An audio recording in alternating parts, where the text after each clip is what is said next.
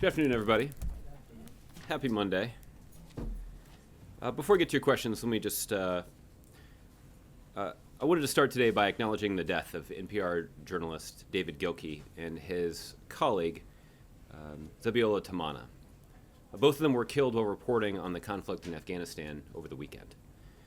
I know there are a number of people in this room who worked with Mr. Gilkey and deeply respected his professionalism and his commitment to going anywhere, even dangerous places like Afghanistan, repeatedly, to get the story and to tell the story in photos and on video. His work is a testament to the courage and passion that is displayed by professional journalists around the world every day, who put their lives at risk to tell the story of people whose voices would otherwise go unheard. In short, we owe these professionals a debt of gratitude for the risks they take and the service that they provide. Mr. Gilkey was honored on many occasions by his colleagues for his work, including by the White House News Photographers Association as the best photographer of the year in 2010. The president had an opportunity to meet Mr. Gilkey when he greeted that year's award-winning journalists in the Oval Office, like he does every year.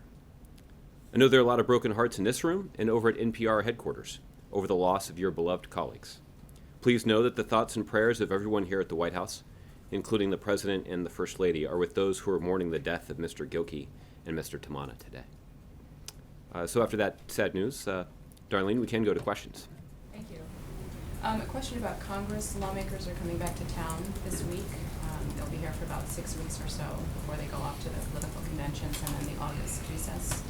Besides money for Zika and the bill to help Puerto Rico with its debt crisis, what other legislation would the White House like to see Congress send over here before they break? Well, Darlene, obviously you noted two priorities. Puerto Rico and Zika are priorities because they are, at this point, emergency situations. The situation facing the 3.5 million Americans who live in Puerto Rico is increasingly dire.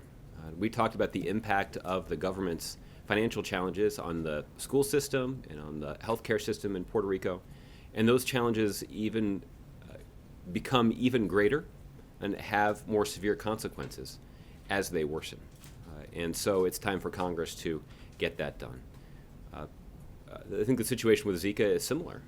There was an opportunity that Congress had to provide funding consistent with the requests that our public health professionals have made, starting back to February. But Republicans in Congress have dragged their feet and have still not come forward with a funding plan consistent with what our public health professionals say is necessary to do everything possible to protect the American people from the Zika virus. So those are certainly two priorities, so I'm glad that you noted them. Other priorities that come to mind that we believe are worthy of Congress's attention in this period, the first would be dealing with the opioids epidemic in this country. The president put forward a specific budget proposal, again back in February, to dedicate an additional $1 billion in funding to expand treatment options for people in communities all across the country who are dealing with opioid addiction. Too many innocent lives have been lost as a result of this significant problem. And for years, this has been treated as a law enforcement problem, and it certainly has to do with our criminal justice system. But there are public health questions that are raised here, too. And we could certainly have an impact on this epidemic if more treatment options were available to people who are dealing with this addiction. That would certainly start by congressional funding for treatment centers that would expand the number of personnel and number of beds that are available to treat people with significant addiction challenges. Obviously, we continue to be concerned about the Republicans in the Senate refusing to give a hearing and a vote to the president's Supreme Court nominee. We'd obviously like to see Republicans get that done. If we were following along the timeline for previous Supreme Court nominees to be considered and confirmed by the Senate, Chief Judge Garland would have been confirmed months ago. But the fact is, here we are in June, and the president's nominee has not even gotten a hearing. And again, this is evidence of Republicans failing to do their job. It has consequences for our justice system. It certainly has consequences for the Supreme Court. And there's ample time for the Senate to give him a hearing and a vote. before they go on their 6 or 7 week long summer vacation. The American people and our justice system would certainly benefit from that. There are a whole host of other things that could certainly fall in this category, things like making progress on criminal justice reform, something that we would like to see before the Congress leaves for the summer. But that certainly is not an exhaustive list, but I think that gives you a good idea of what our priorities are. With the Democratic primaries about to wrap up, what guidance do you have for us on when we can expect the president to make an endorsement? Well, I don't have any news to make on the timing of a presidential endorsement at this point. Those of you who traveled with the president to Florida over the weekend heard him discuss at fundraisers in South Florida on Friday night his approach to this issue. And his view continues to be that the Democratic Party and the Democratic candidates are in broad agreement about what priorities are worth fighting for. And the commitment to a set of values, particularly around fairness and justice and equality and expanding economic opportunity for everybody, those are things that Democrats all across the country agree on. And those are the values and priorities that the two Democratic candidates for president have been campaigning on. And a campaign platform that is built on those priorities has won both candidates strong support all across the country. It's a really good thing for our party, and I think it augurs well for Democratic prospects in the general election. But we're not there yet. There's still votes that have to be cast in both New Jersey and California, and the president has made a decision that he wants to give those voters an opportunity to make their voice heard before he weighs in. Finally, will the president attend the funeral on Friday for Muhammad Ali, and if he does not go, who will the White House send to represent him? Well, we're still taking a look at the plans that are being made for Muhammad Ali's funeral. Many of you saw the statement that was issued by the White House on Friday, or on Saturday.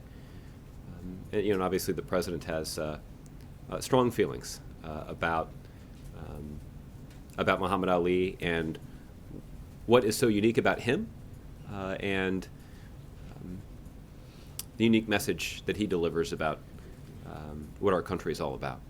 So obviously the president and the First Family are mourning his loss. But I don't have any updates for you on the president's schedule, but we'll keep you posted on that. Okay. Tim. Just briefly on Judge Garland again. Mm-hmm. Are there any meetings scheduled with Republicans this week or in coming week? I don't have an update on Chief Judge's meeting on Chief Judge Garland's meeting schedule. I know that he does have a meeting with Senator Cantwell on the books for later this week, but we can get you some more details about that.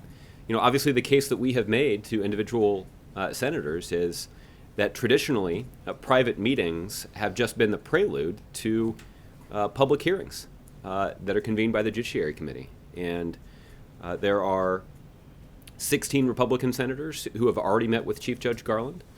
Many of those Republicans walked away from that meeting saying quite good things about Chief Judge Garland. Senator Portman called him an impressive guy. Senator Toomey called him very, very smart, very, very knowledgeable.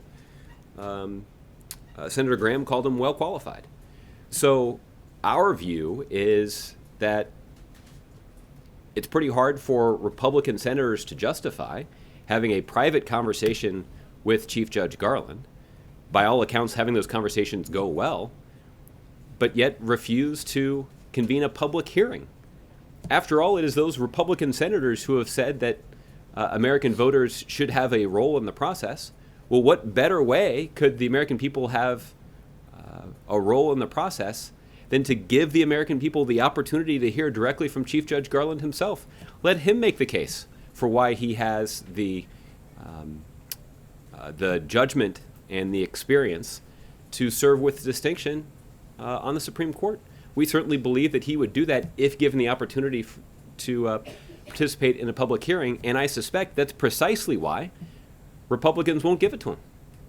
And that's rather unfortunate. It is certainly inconsistent with, I think, widespread notions of fairness, and it certainly is inconsistent with the constitutional responsibilities that are vested in the United States Senate. So there were 19 16 Republicans that were saying they want to meet with him, and he's met with 16.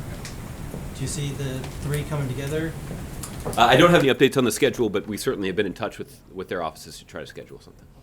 And just moving to Fallujah, since Friday, some of the leaders of the Iran-backed militias have bickered with the Iraq military. They want to see the Fallujah fight go faster, and they don't like the fact that the Iraq military is moving up equipment to Mosul, the next fight.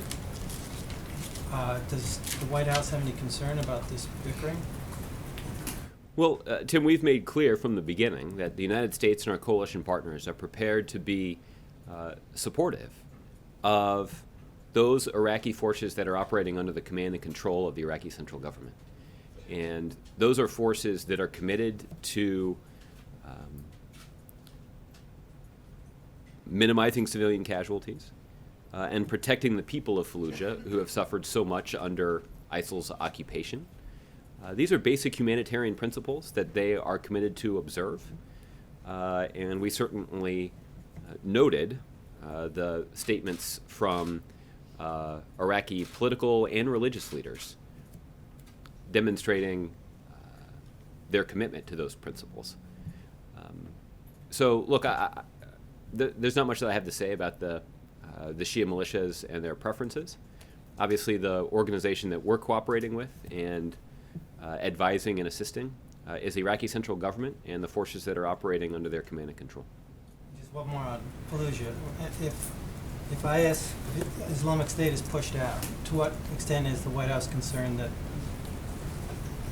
about the aftermath and sectarian violence ensuing after that? Yeah. Well, we obviously are concerned about the current humanitarian situation inside of Fallujah. There are all kinds of heinous reports about the way that ISIL is treating the citizens of that city. There are reports that some of the citizens are being used as human shields, and in some cases even worse. So that's the point of this operation in the first place, is to try to drive ISIL out of the city. We do believe it is very important that once Fallujah is liberated, that the forces that succeeded in liberating the city abide by basic humanitarian standards. We certainly would not tolerate using this conflict against ISIL as an opportunity to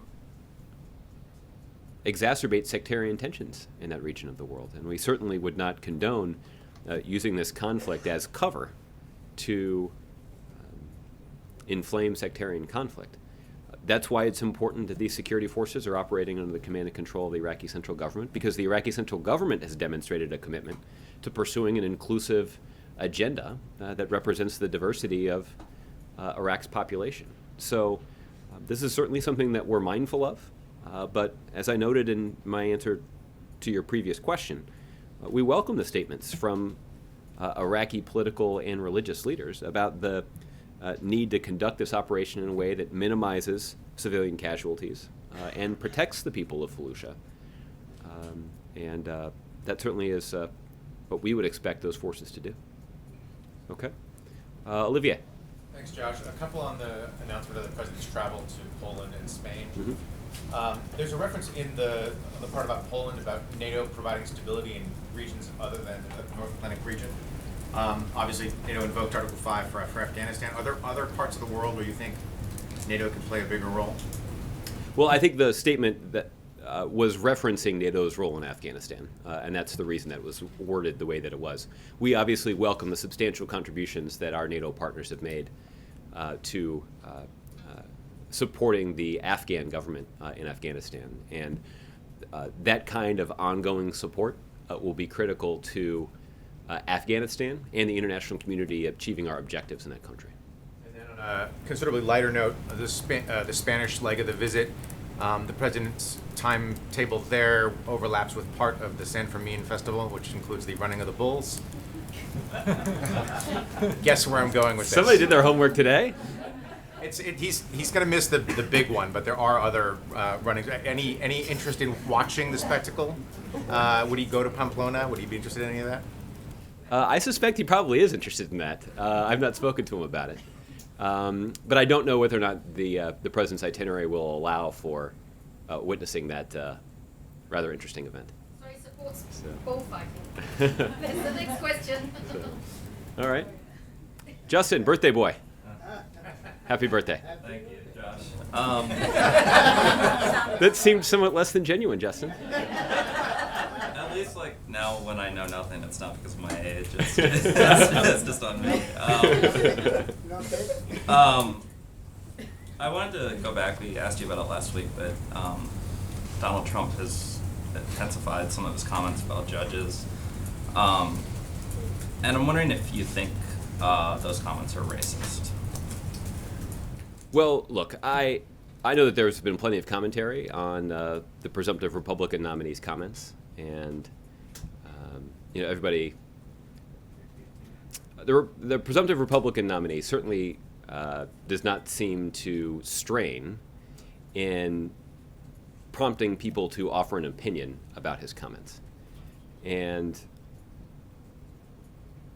so. But I'm going to resist the urge to do that. But let me make one observation about that.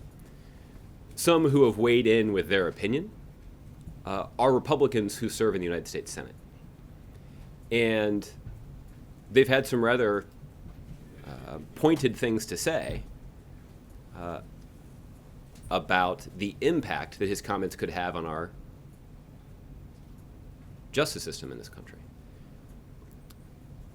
I guess I would just point out that it's a little ironic for Republicans in the Senate who say they have concerns about the Republican presidential nominee's views as it relates to judges, to also say that they're not going to confirm any judges to preserve the ability of the Republican presidential nominee to potentially make those appointments.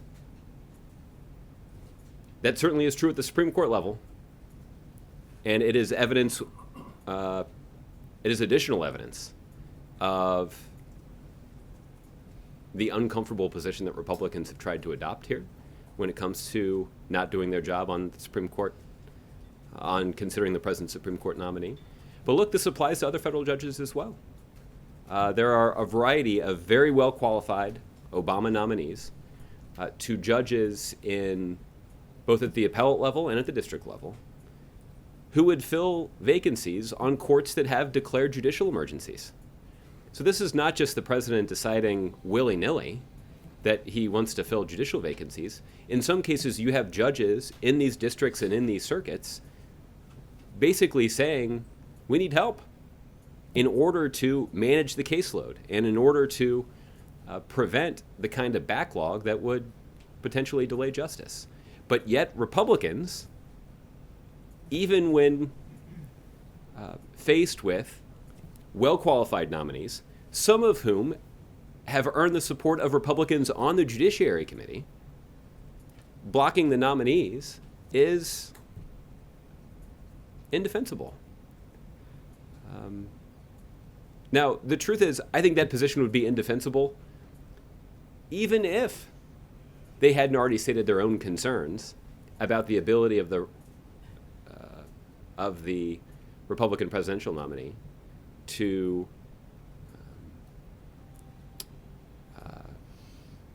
discuss maturely our system of justice.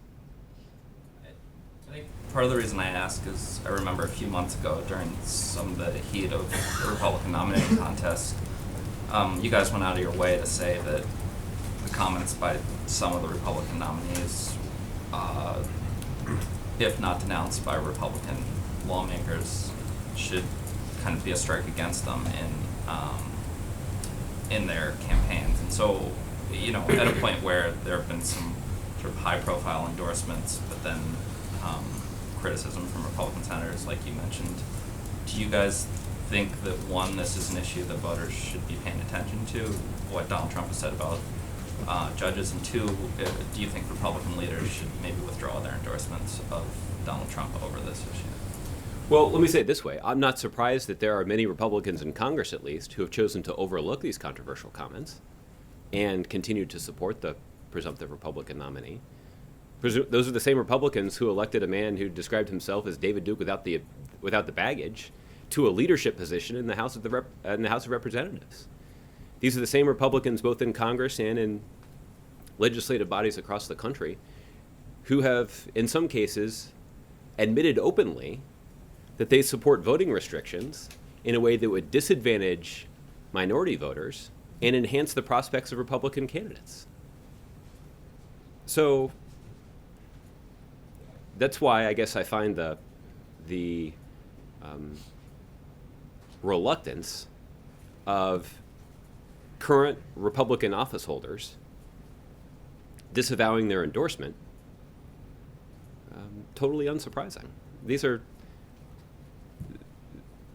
is not an exception. This is the rule, and it's an unfortunate one. And yes, I do suspect that it's one that people across the country will notice. An American sailor was arrested on suspicion of drunk driving and causing a crash in Okinawa over the weekend. This is obviously on the heels of both the charges that were brought against an American contractor and the really tense meeting between Prime Minister Abe and President Obama. I'm wondering if the President or anybody from the White House has been in contact with the Japanese government about this, and secondly, what it says to the President's pledge to sort of reevaluate how the base at Okinawa is going to operate. Well, Justin, we are aware that on June 4th, a vehicle driven by a U.S. Navy sailor stationed in Okinawa was involved in a 3-car accident in which some people sustained injuries. The United States deeply regrets that this accident took place, and our thoughts and prayers are with those who were injured and their families. The United States is fully cooperating with Japanese officials on this investigation, and the United States will continue to do all we can to ensure that DoD personnel serving in Japan conduct themselves with the highest standards. I'd refer you to the Department of Defense for more recent conversations that may have taken place between military officials and their Japanese counterparts. I did make note of the announcement by Lieutenant General Lawrence Nicholson, who's the highest-ranking U.S. military official in Okinawa, in which he noted American solidarity with the Okinawan people. And I know that there were some changes to the rules and regulations in Okinawa to try to address the situation. These are referred to in the military as modified liberty regulations for 30 days that would essentially outlaw the consumption of alcohol by service members for the next 30 days. Again, that's a decision that is made by military leaders in Okinawa who are seeking to address what is understandably a very sensitive situation in the eyes of the Japanese people. Okay. Ron. Just to follow up on the Trump question, when you were asked about the comments he's made about the judge, you referred to what the Republicans have been saying about it. What is the White House, the president's attitude about these? Why wouldn't you answer that directly? Well, look, there are, as I struggle to try to convey here, the presumptive Republican nominee often says things that are viewed as controversial or prompt a public response. And look, I'm just not going to respond to every potentially controversial thing that he may have to say. But what I think is relevant is to note the reaction of other Republicans. And I think that the people will take a measure of that party and that party's office holders based on how they respond to this situation. Is there some line that he has to cross before you? No, well, how do you determine that? I will cop to the fact that it's relatively arbitrary. But speaking of line, what is the line that before the president endorses? Look, I think this is rooted largely in his own judgment, and he discussed at the town hall that he participated in Elkhart his view that Democratic voters across the country should have an opportunity to decide. and that after the Democratic voters in New Jersey and California weigh in tomorrow, we may have a better sense of where the race is headed. But until then, the president himself made a decision to, withhold judgment. Now, the other thing I would point out is, we've also seen Senator Sanders and his campaign indicate that they appreciate the president going to great lengths to try to be fair. That they've acknowledged that Secretary Clinton is somebody that is a friend of President Obama, somebody that served for 4 years with distinction in the Obama administration, and we've seen from Sanders officials that they appreciate the president's commitment to fairness and to allowing Democratic voters to determine the outcome here. Right, but is getting a majority of the super delegates and pledged delegates clinching the nomination? Well, again, I think, again, the Democratic officials and the candidates themselves will have to make their own decision about which metric they're going to follow.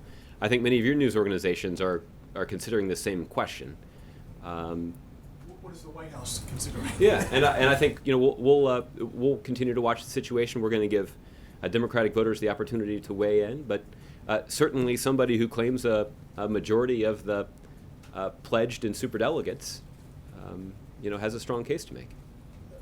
How concerned is the president about the possibility of a contested convention or this going on for weeks to come? How damaging could that be, or perhaps that's as you viewed the previous months as a robust process where is that a positive or a negative? Yeah. Well, again, I think it depends on how this process plays out. So it's hard to say it it's hard to reach a conclusion in the abstract. What I can say is this is not abstract. I mean, this is pretty clear. I mean, in terms of what.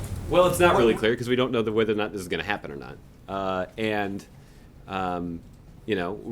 What kind of support each candidate's taken to the convention and how they conduct themselves in the weeks leading up to the convention, and once they arrive in Philadelphia, I think all that is hard to determine. Those kinds of details matter. But let me just say, the president made clear at that fundraiser in South Florida on Friday that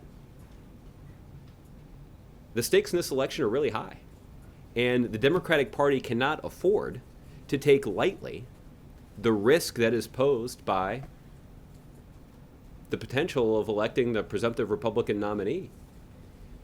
So the president intends, certainly through the fall, if not earlier, to engage in this campaign and to engage in this debate about the future of our country. And that's an opportunity that the president relishes. I would also point out that this actually puts the president in a relatively unique place in our history. It's been at least a generation, if not longer, since you had a 2-term president in his final year in office in demand by party leaders, including by the party nominee, on the campaign trail. And President Obama does have a strong track record and a deep reservoir of support all across the country, and not just among Democrats, to make a strong case that would benefit Democrats up and down the ballot. And I would anticipate that the president will spend a lot of time in the fall making a strong case, not just on behalf of the Democratic presidential candidate, but also on behalf of Democratic candidates up and down the ballot. All of which leads to the obvious question of why, as he said the other day, something about,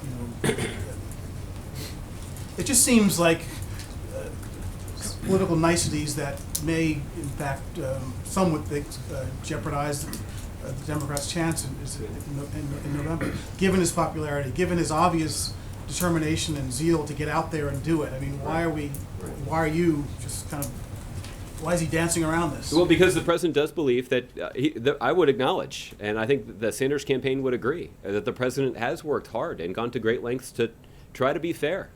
And he certainly has a lot of respect for both candidates. He's met privately with both candidates in the middle of this campaign.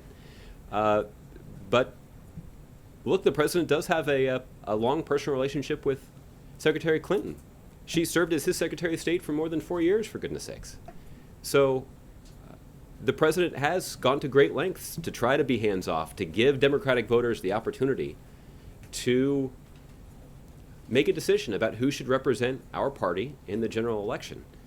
Now, I think the thing that's also true, Ron, is that the president has, on a couple of occasions, made a pretty forceful argument in support of Democratic candidates, even though we don't know who the Democratic nominee is going to be. And he did that most recently in his speech in Elkhart, where he made a compelling case about the wisdom of pursuing the priorities that both Democratic presidential candidates are advocating on the campaign trail. So it's not as if the president has not weighed in forcefully in support of Democrats. It's true he's not weighed in forcefully in support of one Democrat in the presidential race, but he certainly has been an ardent and effective advocate for Democratic values and Democratic priorities, even in the context of a contested nomination fight. Okay. Mark. On the issue of fairness, to Senator Sanders, would President Obama be inclined to endorse Hillary Clinton if Bernie Sanders did not drop out between tomorrow's primaries and the convention? Well, look, at this point, we'll hold on the hypotheticals, and the president was clear again in answering this question to a voter in Elkhart, or a citizen in Elkhart. I don't know if that person was voting or not, but the president was pretty clear that once the voters in New Jersey and California have an opportunity to express their preference about who should represent the Democratic Party in the general election, then we may be in a position where we have a much greater sense of what the outcome is likely to be. But until then, we'll wait another 48 hours here and see how this plays out before we get too deep into the hypotheticals. Has the White House been in touch with the Clinton campaign about an announcement or campaigning? Look, the White House has been in touch with both campaigns throughout this nomination fight. And look, the president has had individual conversations with both candidates throughout this nomination fight. Both candidates have been here at the White House meeting privately with President Obama over the course of the last 9 months or so. So we've maintained an open line of communication with both campaigns and with both candidates, and I would expect that to continue. Lastly, why does President Obama believe that running scared in the fall campaign is a good strategy? Because the context here is the president believes that it's important not to take the Republican Party's decision to nominate a controversial figure lightly. Many of your news organizations have conducted polls, some of which, certainly not all of which, but some of which indicate that either Democratic candidate would be a very heavy favorite in the general election. And the president, as he said on a number of occasions, is feeling quite good about Democratic prospects in the fall. But he thinks it's really important for Democrats to be motivated and to not take lightly the prospect of a general election contest between the Democratic nominee and the Republican nominee. Despite what the polls say, that's something that's worth fighting for. And the president certainly intends to devote a lot of time and energy to this debate, and he expects that people across the country will do the same thing, even if some polls indicate that the race is not likely to be particularly close. Listening to the Democratic fundraiser speech on Friday evening, I got the feeling, or reading the notes and the transcript, I got the feeling that if it weren't for the Constitution and it weren't for Michelle Obama, he would love to be running. Do you get that feeling talking to him as well? Well, let me acknowledge that both of those things are significant obstacles. He said Michelle was even more important. Yes, he did. He did. But look, there's no denying that the president relishes the opportunity that he has to spend time traveling across the country, making a forceful case for the values that he's dedicated his career to fighting for. And I think that will be evident all of you will have an opportunity to cover the president when he's out making this argument in the fall. And there's a reason that many Democrats are hopeful that President Obama will be quite visible in this campaign. They're hopeful because he's good at making a case. He's good at making the case for the kinds of values that Democrats care about. He's good at making the case for a foreign policy that is smart about deploying our force and our influence around the world to advance our interests.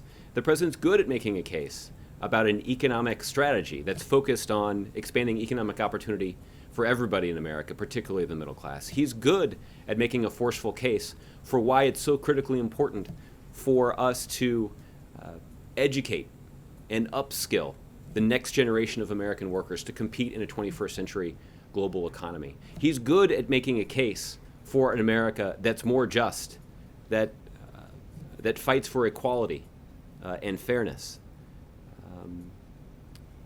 And he's good at making a case for an America that's inclusive. You make it sound like he'd really like to be running. Well, what I make it sound like the president is really looking forward to being actively engaged in this campaign. And look, he's good at it. This is a strength of his. And the president's looking forward to working closely with, again, not just the Democratic nominee for president, but for Democratic candidates up and down the ballot. And look, the stakes in this election are high. And I think that's the other thing that motivates the president, Mark, is that it's not, this isn't just a hobby. This is his life's work. This is his passion. And it's something that he feels strongly about. He's got a deep conviction about how important these issues are.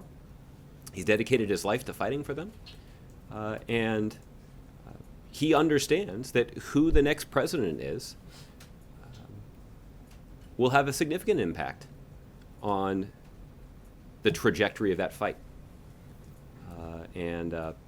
So the president isn't just looking forward to having some fun on the campaign trail. He's also looking forward to making an argument and making a case because he understands the stakes are quite high. He's spoiling for a fight. Well, he certainly is not going to shrink from it, I'll tell you that. All right, Michelle. So we heard the president say that he has plenty of time to throw his support behind the nominee, but he also talked about running scared. Yeah. And you cited these poll numbers that show a wider lead, but they were much, much tighter a short time ago. And when you look at the president's campaign in May, showed Romney beating him. So how much store are you putting into poll numbers like that? And does the plenty of time have something to do with the fact that he thinks it's not going to be close? Yeah. I don't put much stock in the poll numbers. I don't think the president does either, and that's why he intends to be strongly supportive of what he expects will be a vigorous debate and a vigorous campaign.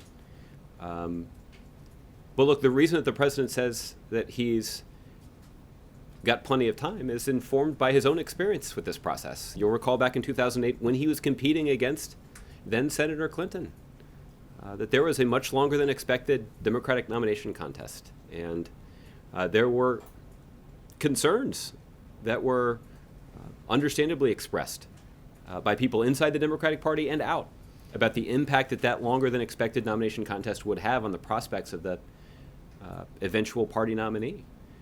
The truth is, and Senator Obama would may not have said this at the time, but President Obama would tell you that longer than expected campaign made him a better candidate, and it made him better on the stump, it made him better on the debate stage, and it gave his campaign the opportunity to build an organizational infrastructure coast to coast. And it put states in play in that presidential election that previously hadn't been. States like Indiana and North Carolina and even Virginia at the time. People forget that was not a state that was regularly referred to as a battleground state. It's sort of viewed as on the margins. But yet that's a state that President Obama won twice. So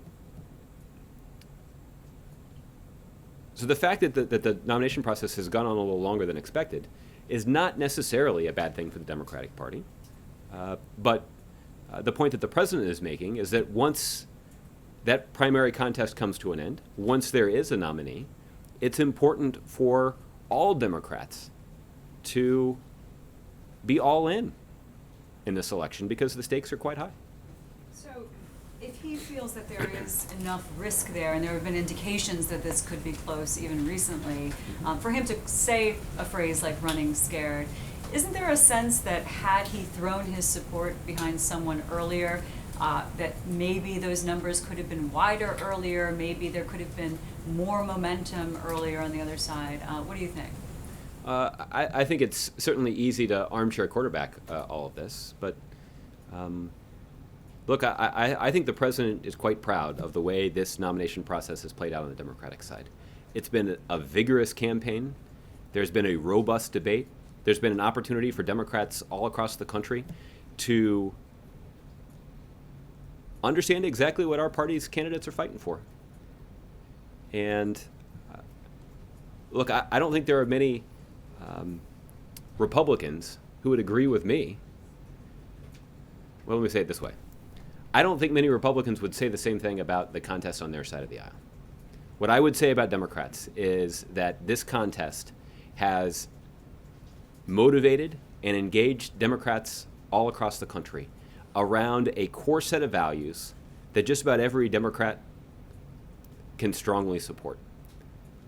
And it will be, as you allude to, it will be important for our party to be united around those values in a general election.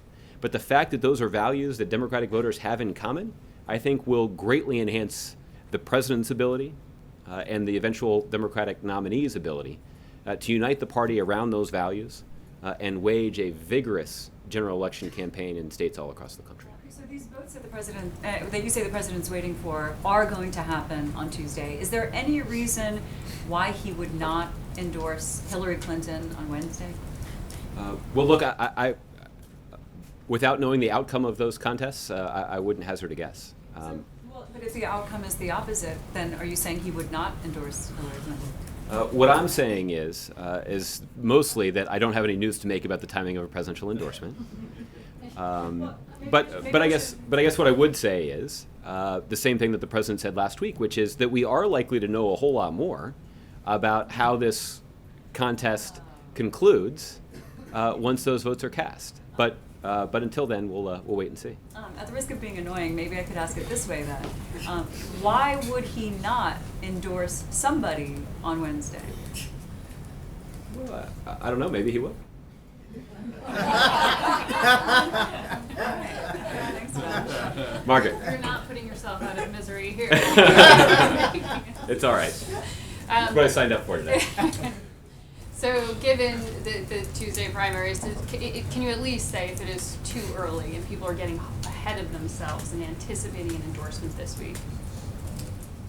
Well, look, I think the president, probably said this best last week when he said, we're likely to know more about how this nomination process ends this week, based on the fact that you have two states with a whole lot of Democrats in them who are casting votes this week.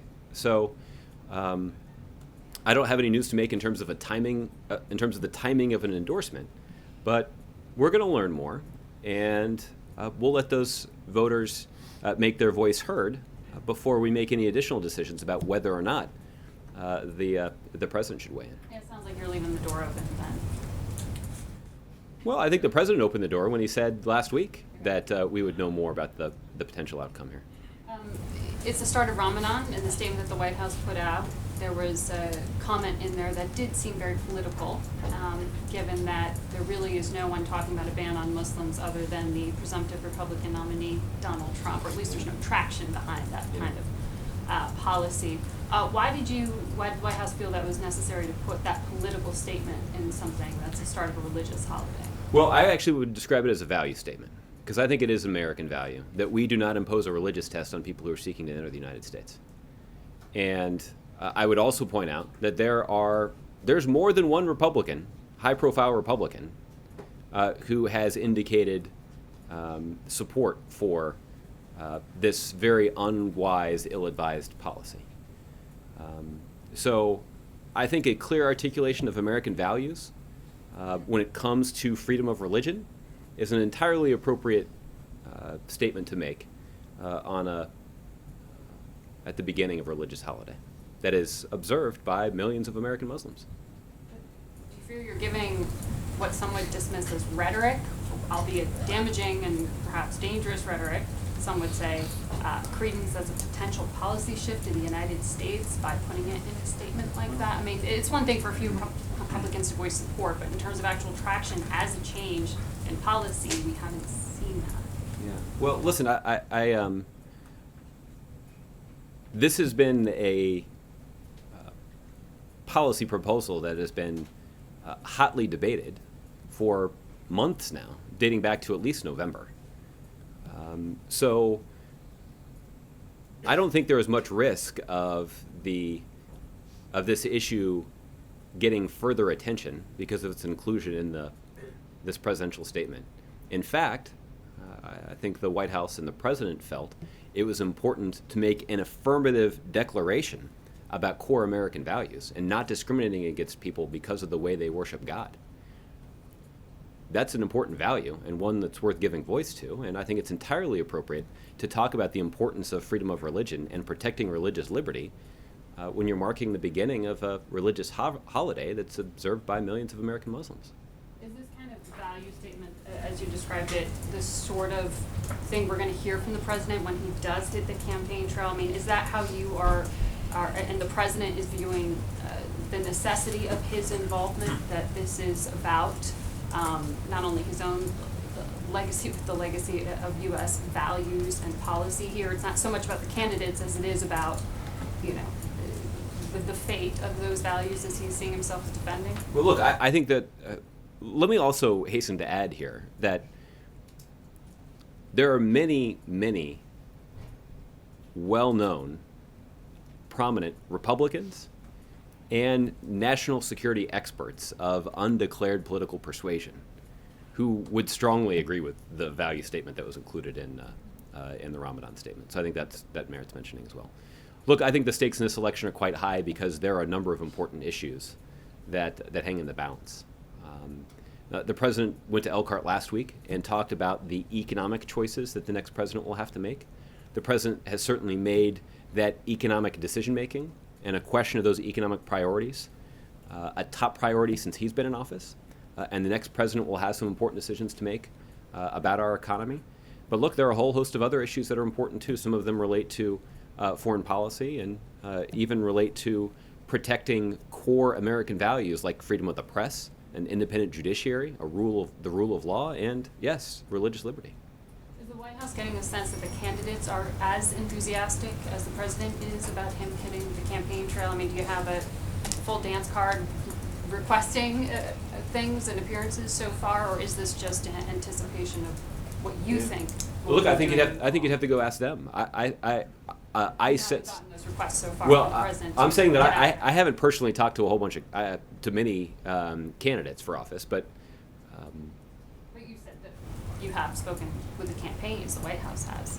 The White House has certainly been in touch with both presidential candidates and certainly campaigns beyond that. And yes, I would say as a general matter that there is interest on the part of Democratic candidates for the president being out on the campaign trail, aggressively making a case in support of the kinds of priorities that Democratic candidates across the country have been fighting for. Quick question on the schedule.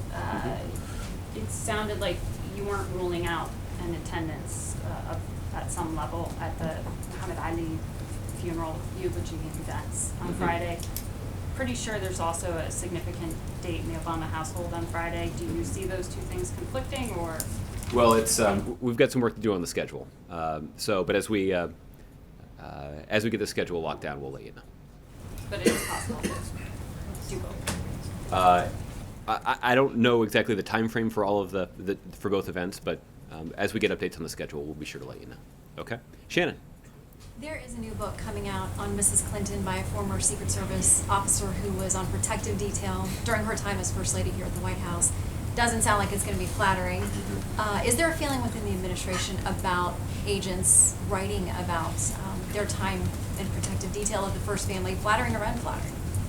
Well, listen, I haven't read much of the publicity about this particular book, and I think that the Secret Service obviously has some standards that they maintain, particularly as it relates to, protecting details about their policies and procedures. But look, I think, I'd reserve judgment about the wisdom of writing a book from such a perspective until I know more about the book. Is it appropriate, do you think? Look, again, from here, I wouldn't weigh in on whether, on the propriety of doing something like that. I want to ask you as well about something you referred to earlier about judicial appointments. Mm-hmm. I think you said the president doesn't willy-nilly decide where he's going to fill these gaps. You mentioned the judicial emergencies, which exist still across the country, dozens of them. They did years ago as well when the president decided to fill 3 positions on the D.C. Circuit. At that time, there were bipartisan lawmakers, there were judges on the court who had said their workload was such that they didn't need additional judges. That, of course, led to the nuclear option being, issued Deployed. by then, deployed by then Senate Majority Leader Harry Reid. Mm-hmm. So how does that square with your statement about choosing judicial priorities? Yeah. Well, look, I think filling vacancies in the second highest court in the land, I think, is a priority that that everybody would acknowledge is important. But look, what is true is that there are highly qualified judicial nominees with strong bipartisan support that have been put forward by this president that are being blocked by Republicans in the Senate solely because these individuals were nominated by a Democratic president. That is entirely inconsistent with the basic responsibility of the United States Senate. It's entirely inconsistent with generally accepted notions of fairness. And it is entirely inconsistent with ensuring that we protect our independent judiciary from overt partisan influence. That if we start describing judges as Democratic judges or Republican judges, that undermines the notion that the outcome is determined solely by an impartial consideration of the law. And look, the president has also acknowledged that there's no one party that bears exclusive responsibility for politicizing this process.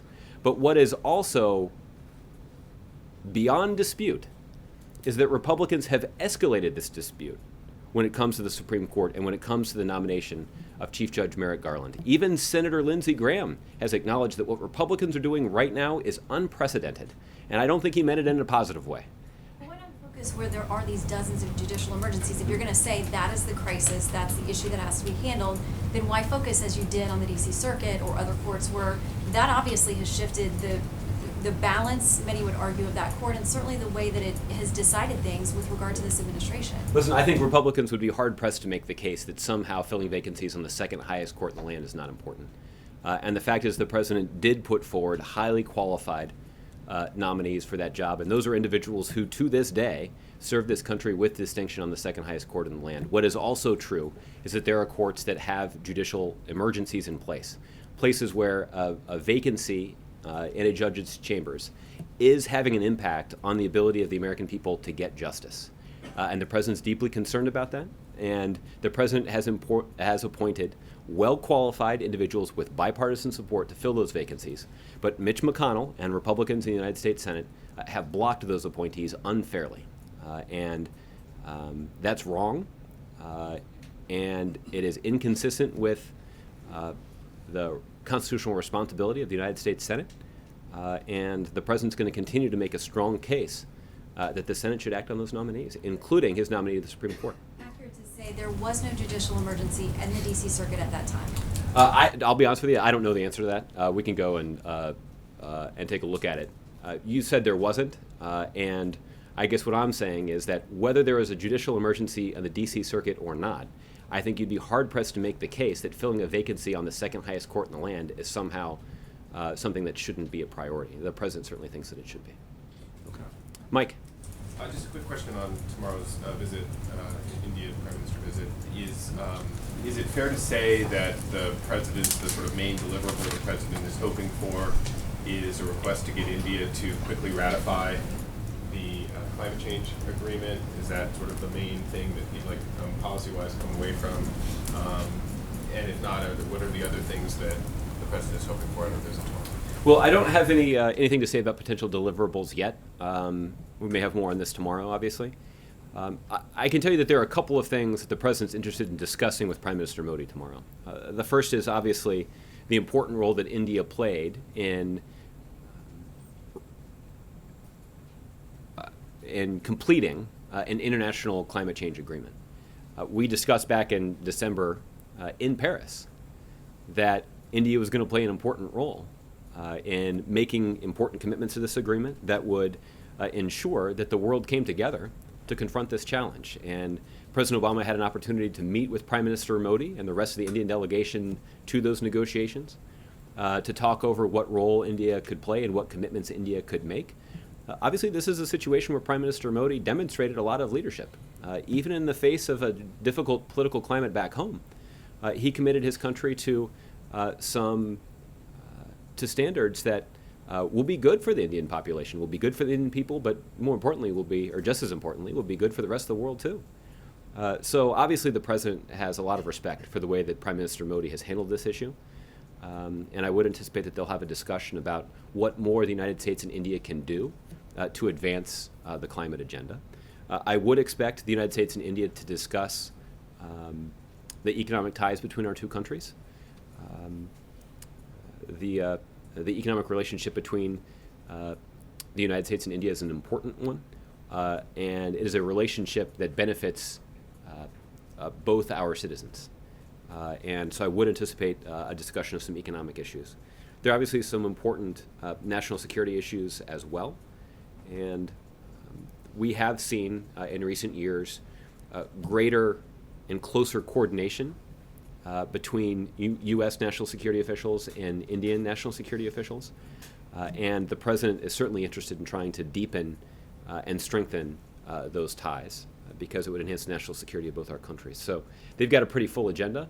I recognize that I didn't discuss it in very much detail, but we'll have an opportunity to do that tomorrow. On that first thing, on the climate thing, though, is it fair to say that the President is pushing the Prime Minister to have his country ratify the climate change agreement by the end of the year? Because that's the next step, right? I mean, you can talk about the leadership that India provided in getting the agreement in place, but the next step is getting all these countries to ratify it so that then it goes into force, and there's I think 55% of the countries or something have to do that. So is that one of the things that he's going to try to work hard during this visit to get India to do? What I don't know is I don't know the process that India has to go through in order to ratify the agreement. So I don't know whether or not the President will be making that specific request. We can discuss that tomorrow. But the role that India has played thus far in helping the international community come to an agreement has been significant. And we obviously would expect India moving forward to continue to play an important role in the international community in making progress even beyond the agreement that was signed or that was reached back in December. I should probably say Donald Trump's name just in the question because that's sort of a required. Don't give in to the peer pressure, Mike. All right, let's move around a little bit. Charlie. You were talking about how good the president is at campaigning, and last week he had a moment when he was trying to take on Donald Trump, and he sort of paused or lost his train of thought. I don't know if you remember the moment, but I don't. Can you be more specific? At one point, he appeared to go off script, and there were a lot of news outlets that suggested that Donald Trump was making the president speechless.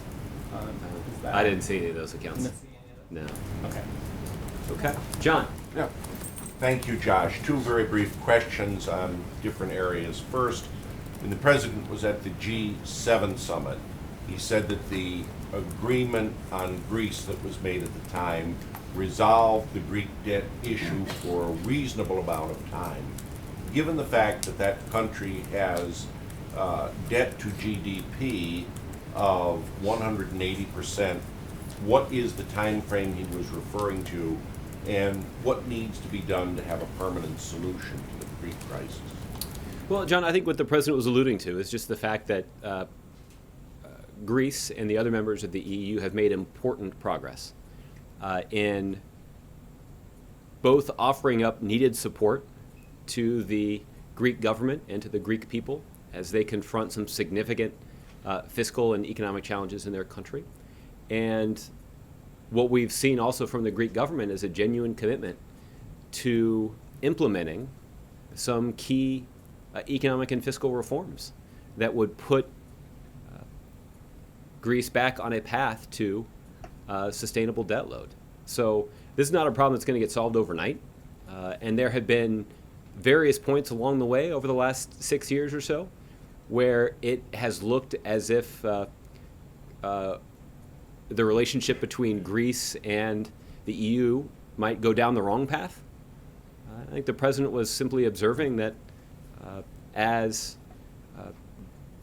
the Greek government continues to successfully implement these reforms, and as the EU continues to keep its commitment to supporting the Greek government, that things seem to be moving in the right direction. And that, look, the president, I think, also was offering some credit to leaders across the EU and in Greece for making some decisions that weren't terribly popular politically, but were critical to addressing this significant challenge that would have consequences for the global economy. There's been a lot of important progress that's made, and the president's certainly pleased with the current trajectory. But there are important decisions that lie ahead, and the United States will be there to strongly support our allies and partners in Europe as they confront these significant challenges. Turning to the domestic front, tomorrow California is going to have a primary, and California Democrats are poised for an unprecedented situation. All polls indicate that under California's unique system, the two top vote getters who will square off in November will both be Democrats, both of whom the president knows very well, Attorney General Harris and Congresswoman Sanchez. How does he make a decision whom to support and campaign for in the fall when there's two members of his own party competing for the open Senate seat? Well, I think we'll wait and see what the results are before we contemplate how the president will confront that rather unique situation. May I ask you Wednesday morning? You could certainly try. Byron. Josh, ABC reported over the weekend that the White House scratched a line from a briefing transcript because reportedly you said it was inaudible. I was in that briefing and I recall the question and it seemed pretty audible to me. The video also makes it pretty clear, at least I heard what was being said. Is the White House going to restore that line? Well, Byron, I think what was true at the time is that there was a little crosstalk. And fortunately, your conscientious colleagues at ABC News, recognizing the discrepancy, asked me about it the next day. And I had an opportunity to explain exactly what had occurred, and that's what I did. We've now had two instances, both the White House and the State Department, scratching things from the public record. I understand you're acknowledging that there was some crosstalk in the White House situation, but both have been about the Iran deal. Byron, I don't think it's fair for you to say that they were scratched. I don't think that's an inaccurate transcribed. In the State Department case, it was removed. Right. So I think here it was not transcribed. So I think it's important to note the distinction there between what was apparently an effort at the State Department to make a specific decision to remove a portion of the video, and that's obviously something that I've said is inconsistent with what you'd expect from the whole goal of engaging in a public briefing. The situation that you're citing is related to a specific issue with a transcript that relates to 2 words. So I think you'd be hard pressed to make the case that there's a link between the two. Can I re-ask you that question just for clarity?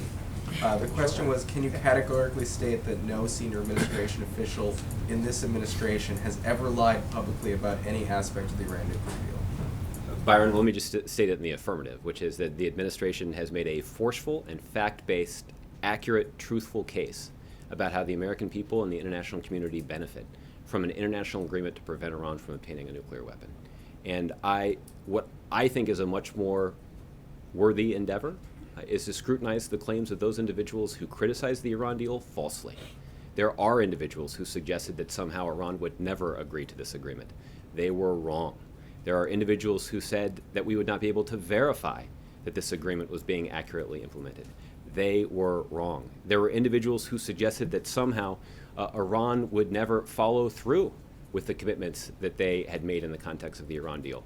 They were wrong. There are individuals who suggested that immediately Iran would get hundreds of billions of dollars in sanctions relief if this deal went through.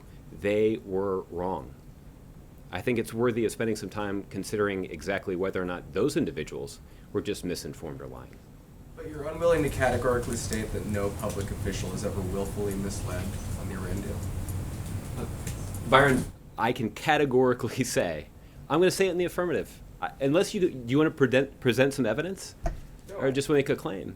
No, I mean, there was some confusion over this. Okay. Well, let me say one more time, in the affirmative, declaratively, categorically, the administration made a strong, fact-based, truthful case about the benefits of the international agreement to prevent Iran from obtaining a nuclear weapon. What we said about the Iran deal and its benefits for the American people have come to pass. And that's something that this administration is quite proud of, and I think it will be an important part of this president's legacy. Okay? Lana? Shifting focus a little bit, Speaker Ryan started unveiling his plan, the Republican plan that he's calling A Better Way. Yeah. Tomorrow he's unveiling his plans, his specific plans on poverty. Is this a potential area for collaboration with the White House, or do things like Zika, Puerto Rico need to be cleared from the decks first before this becomes really part of? Well, the president had an opportunity to talk about this a little bit in his State of the Union address, that there is some common ground that could be found when it comes to addressing poverty. One of the things that Speaker Ryan has previously indicated his strong support for is expanding eligibility for the Earned Income Tax Credit. President Obama actually thinks this is a pretty good idea. So there could be an opportunity for Democrats and Republicans to work together to make progress on an objective like that, something that would have a positive, broader economic benefit, but also would do something to fight poverty and, frankly, expand a little economic opportunity for those who are working really hard to get into the middle class. So there is an opportunity for some overlap. I'll just say, Lana, the thing that I just have to characterize myself as bemused by this process is that the way that individuals who work for Mr. Ryan, for Speaker Ryan, and other observers of this process sort of treat these policy papers as if they're written by an academic or something. That somebody sitting around at a think tank, somebody who's not involved in government, is generating all these great ideas that merit careful consideration by the United States Congress.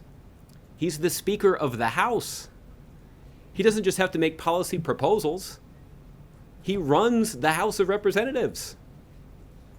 Put it in a bill. Put it on the floor. Run it through a committee. Have a debate. That's the whole reason you presumably ran for the job in the first place. Let's have that debate. And this is part of what I think the president has noted in the past too. He's eager to have some Republican members of Congress on the other side of the aisle who are actually interested in doing something, who actually want to put forward a proactive agenda.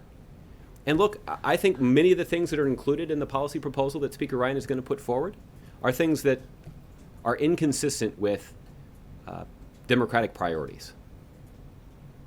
And that's fine. We can have that debate. Here's the good news for Speaker Ryan. There is a huge majority of Republicans in the Speaker of the House, or in the House of Representatives. They've won a whole bunch of elections all across the country. So if his agenda is so good and his party is in charge, then let's put those ideas into a bill. Let's have a debate. Let's pass them through the House of Representatives. Let's engage in something here. Because I think the benefit of that is, A, first of all, you're going to actually stand for something. But second of all, maybe we'll be able to find some common ground. Put forward a bill that's got a whole bunch of ideas, including expanding access to the Earned Income Tax Credit. And maybe we won't be able to pass the big bill. And maybe Speaker Ryan will be disappointed by that. But at least he can get one thing done. At least he can have one thing that he can point to that Democrats and Republicans would agree on, that the Democratic president would encourage Democrats in the House to support. Because I know there's some concern that Speaker Ryan must have about protecting his right flank and not angering conservative Republicans. But if you actually want to get something done, why not work with the Democratic president to build strong support in the House of Representatives on a bipartisan basis? That'll send a pretty strong message to the United States Senate that they should act on this too. That's the essence of governing, particularly in an era of divided government. But that's not what we've seen from Republicans. We've seen from Republicans basically silence when it comes to an agenda, And the Speaker of the House, after serving in the job for 8 months, finally puts forward some ideas, and everybody acts like, oh, well, it's like he works at a think tank or something. He's the Speaker of the House. It's his job to put forward ideas, but it's also his job to put those ideas on the floor of the House of Representatives and debate them. Maybe we can actually turn one or two of them into a law. What do you think of the title, A Better Way? I think. Views on that too? Well, I think on that front, we would take a look at the individual proposals, and then we can all evaluate whether or not that's actually true.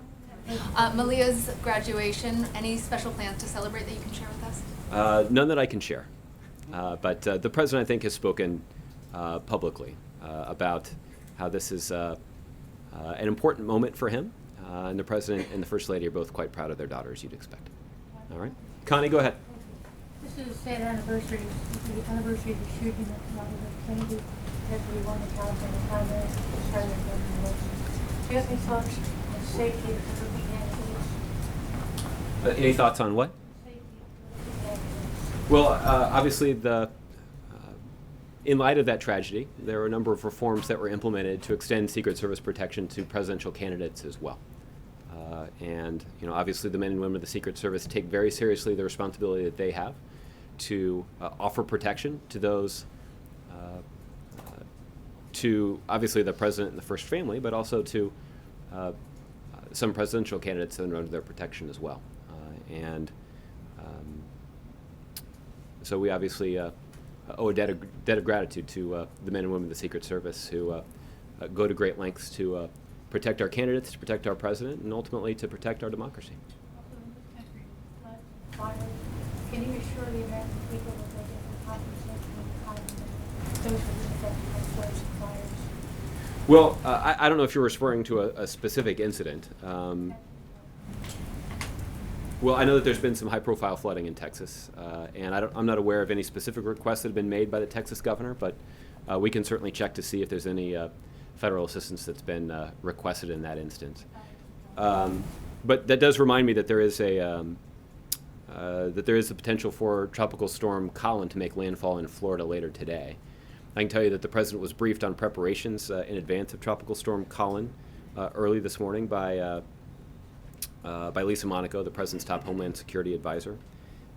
You can get some more details from FEMA, but they've already deployed a liaison to the State Emergency Operations Center in Florida to ensure a well-integrated, seamless response to this storm. As usual, we strongly encourage people who are potentially in affected areas to monitor weather reports and to listen closely to the instructions that are given by state and local officials. Those are instructions that will be given with the safety of these individuals in mind, and we encourage people to follow those instructions. This particular storm does have the potential to lead to some pretty significant flooding, and we want everybody to be conscientious about listening to instructions and directions that they receive that are necessary to keep them safe. Okay. Josh. Dave, I'll give you the last one. Thanks, Josh. This is kind of a long wind-up, so bear with me. Okay. When you were talking about the president being so good at explaining what's at stake in the campaign and how much he enjoys it, it brought to mind that 4 years ago, he used to refer to Bill Clinton as the secretary of explaining stuff on the campaign trail. And you also made a comment earlier about the fact that President Obama is, for the last generation, the only president at the end of his second term who's in demand on the campaign trail. Of course, that makes me think about the Lewinsky affair and why President Clinton wasn't quite so popular at the end of his second term. And the difference between 4 years ago when Bill Clinton was Secretary of Explaining Stuff and this year seems to me to be that Donald Trump is eager, if not willing, if not eager, to go after the Clintons' past marital difficulties in the context of, who's better for women, Hillary Clinton or Donald Trump. Mm-hmm. So my question after all this is the White House or the president at all concerned that Trump's line of attack against the Clintons' marriage might make Bill Clinton less effective at explaining stuff this year on the campaign trail? No, I think what continues to be true is that President Clinton, I would expect, will be a very powerful and effective advocate for his wife on the campaign trail. President Clinton certainly made a forceful case for President Obama's reelection 4 years ago, and I would expect that he will play a similarly persuasive and important role for his wife in this campaign too. After all, I guess this is why it's important. Sitting in the Oval Office and being the Commander-in-Chief of the United States is a weighty responsibility. And there are only a handful of individuals who are still alive who have been charged with that responsibility. And I'm not aware that any of them, even the Republicans, have indicated that they're prepared to support the Republican nominee. And I think that's an indication of how seriously those men, it's only men that have held the job so far, believe that temperament and judgment are when choosing the next president of the United States. But I'm confident that President Clinton will be out on the campaign trail, strongly supporting his wife, and his own personal experience in the job will be part of what makes him such a persuasive advocate for her. Okay? Thanks, everybody. We'll see you tomorrow. Is he gonna be the nominee? I'm sorry? Did you just say Secretary Clinton's going to be the nominee? No. Yeah, go with it. Yeah.